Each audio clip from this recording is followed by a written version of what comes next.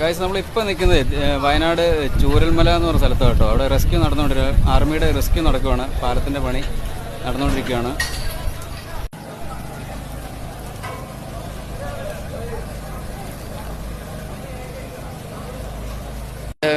Rescue എന്ന് പറഞ്ഞാൽ അവർ മിലിറ്ററിക്കാർക്ക് പോലും നിൽക്കാൻ പറ്റാത്തൊരു സാഹചര്യമാണ്.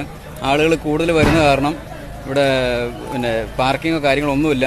ഫുഡുമായിട്ട് വരുന്നവരാണെങ്കിലും അവർ ഒരു 2-3 കിലോമീറ്റർ മാറി പാർക്ക് ചെയ്തിട്ട് വേണം സഹകരിക്കാൻ കേട്ടോ.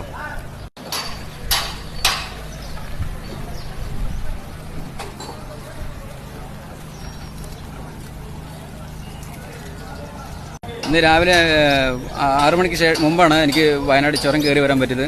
പെർമിഷൻ ഉണ്ടായിരുന്നു, അങ്ങനെയാണ്. അപ്പോൾ അത് ഒരു സാഹചര്യത്തിൽ എനിക്ക് ഇവിടെ എത്താൻ കഴിഞ്ഞു. എന്തായാലും നിങ്ങളോട് ഈ ഒരു വിവരം അറിയിക്കുക എന്നുള്ളൊരു ഇത് തന്നെയായിരുന്നു. പിന്നെ അവർക്ക് ഫുഡ് കൊടുക്കുക എന്നുള്ളൊരു കൺസെപ്റ്റായിരുന്നു.